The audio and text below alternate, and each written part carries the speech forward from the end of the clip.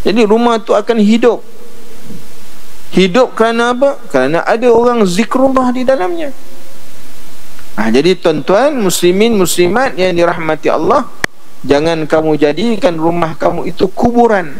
Kubur, sunyi. Dengan sebab itu, dalam rumah kena ada suara zikir, kena ada suara Quran, kena ada maknanya orang yang sembahyang. Rumah kita hari ni memang meriah. Rumah kita memang meriah. Kan? Meriahnya apa? Kerana bunyi TV dengan movie-nya, dengan teledramanya. Meriah dalam rumah dengan sebab apa? Handphonenya, gelak ketawanya. Adakah rumah ini hidup? Ya, hidup pada zahir. Pada batinnya mati kalau tak ada zikrullah. Sebab tu tuan-tuan, muslimin, muslimat yang dirahmati Allah, sebab tu rumah ni pun dia ada yang dikatakan rumah yang berroh. Rumah ni ada roh. Bila ada roh macam mana? Yang ada nur. Kita masuk rumah tu walaupun kecil, tapi rasa hati lapang. Macam mana? Sebab rumah kecil je hati. Orang dulu-dulu rumah papan, atap nipah. Orang masuk dalam rumah tu, Allah, rasa tenang, rasa aman. Kenapa? Kerana penghuni rumah itu menghidupkan rumah. Macam mana mereka menghidupkan rumah? Zikir, baca Quran. Hari ni rumah besar-besar, orang yang buat rumah tu pun tak duduk rumah, kan? Dia pun dah tak ada rumah. Dia duduk rumah sekejap-sekejap je. Mana? London. Hanya tanya lagi, lama tak nampak, kan? Oh, Korea. Ni rumah besar-besar tak? Ini singgah-singgah aja. Kenapa jadi gitu? Kerana rumah tu tak ada nur. Tak ada nur. Rumah tu tak ada diisi dengan suara-suara Quran, dengan suara zikrullah.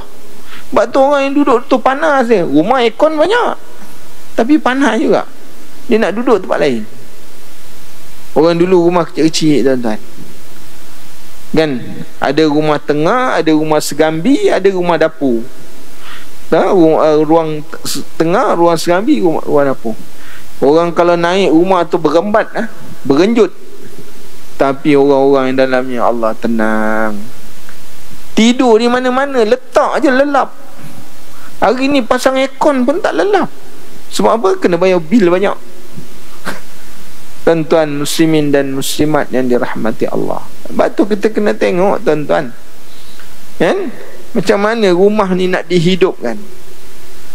Mesti ada orang yang hidupkan rumah ni dengan zikrullah. Kena sembahyang, kena baca Quran dalam tu, kan?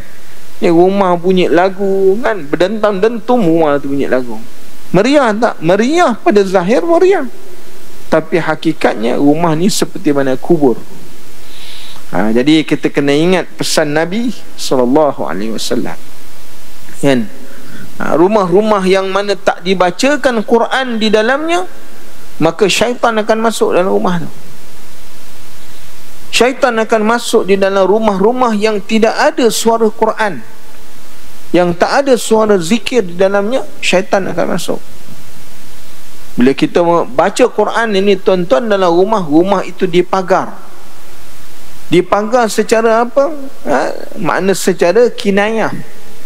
Rumah tu tak nampak pagar, tapi orang tak boleh, musuh tak boleh masuk. Kenapa? Ada pagar dia. Tapi bila kita tak baca Quran, maka musuh boleh masuk dalam rumah kita. Ini tuan-tuan, muslimin dan muslimat yang dirahmati Allah.